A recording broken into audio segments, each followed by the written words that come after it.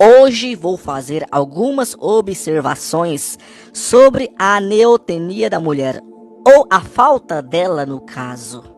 Mas antes, sugiro a você conferir o meu vídeo Neotenia, a explicação de boa parte da beleza feminina.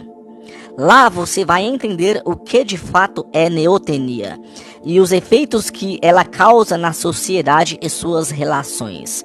O link desse vídeo vou deixar na descrição aqui e no comentário fixado. Bom, entendendo o que é neotenia, coisa que a maioria das mulheres possuem, vamos focar agora na outra parte delas que são desfavorecidas de neotenia. Aquelas feiosas mesmo. As tribufu, as pelancudas, as canhão, as noivas do Chuck, as fubangas, as balzaquianas ou as barangas, como preferirem.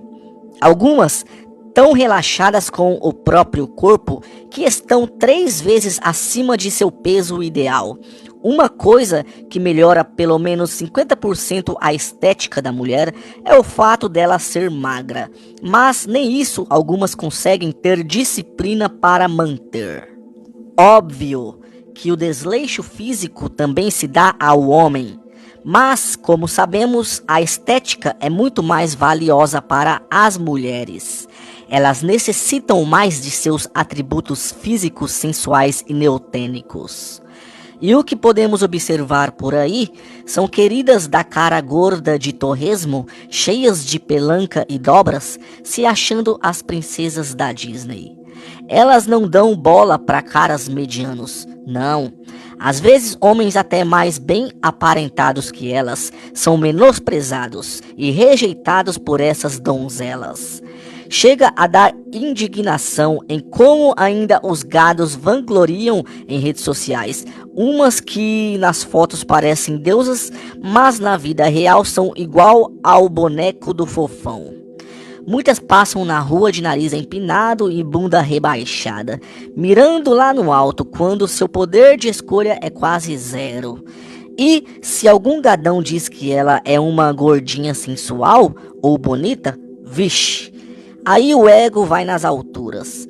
Não sabem que a gordura, por exemplo, facial, diminui em muito sua neotenia, mas existem exceções, né? Há algumas que mesmo em excesso de peso, ainda possuem neotenia facial.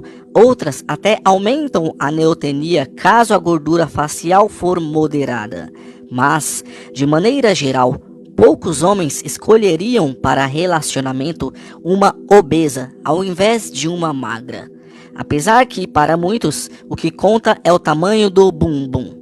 Mas os piores casos e exemplos da falta de neotenia são daquelas que possuem rosto masculinizado, rosto desproporcional ou rosto assimétrico.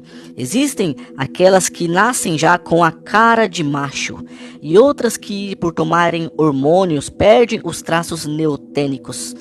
De qualquer forma, todos nós já vimos mulheres que não possuem feminilidade nenhuma no rosto ou até no corpo. Aquelas da bunda chata e para dentro, pernas finas, retas nos seios, igual a uma tábua, com o nariz quadrado e grande, algumas até com pelos faciais, e que andam desengonçadas, sem sensualidade nenhuma.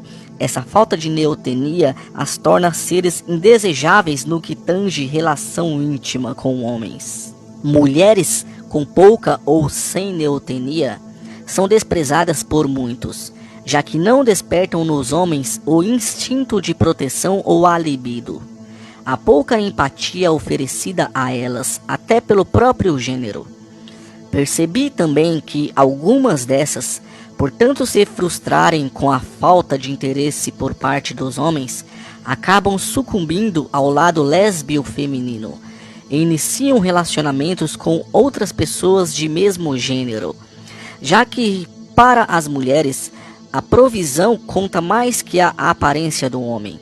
As que não possuem neotenia aceitam sua imagem pouco feminina, assumem o papel de provedor que as mulheres tanto pedem, e até começam a se vestir e se portar de forma ainda mais masculina.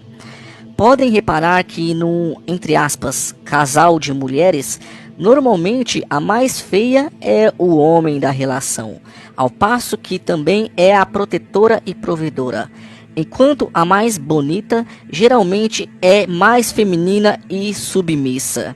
Até aí a neotenia faz diferença, né? Enfim, basta perceber também como a prima feia é justamente a que corre mais risco de ficar para a titia. A falta de neotenia numa mulher é quase tão grave quanto a falta de recursos a um homem.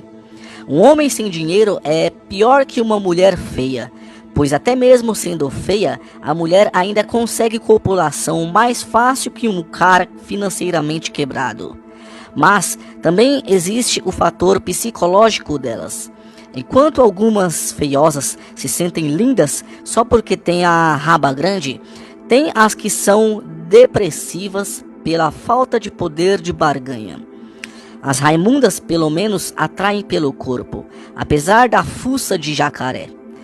E entre um gado e outro que elas pegam com as nádegas, elas ainda podem abocanhar um otário carente para assumi-las. Só que as feias de rosto e de corpo, não. Essas ficam no limbo, ficam no esquecimento. E se ela for um pouco liberta, pode até conseguir um ou outro para um pimba-pimba casual. Porém, para relacionamento sério, muito difícil. Terá que baixar bem a régua e aceitar um prêmio de consolação se quiser arrumar um parceiro fixo. Até numa vaga de emprego, a feia perde feio para a bonita. Numa recepção, todos querem uma funcionária bela, neotênica. Poucos vão querer passar o dia olhando para uma desprovida de neotenia. Os patrões papadores de empregadas preferem beleza do que qualificação. E até num ambiente qualquer que seja, existem os grupos das bonitas e o das feias. Dificilmente elas se misturam. Então, meus caros, a neotenia é muito importante para as mulheres.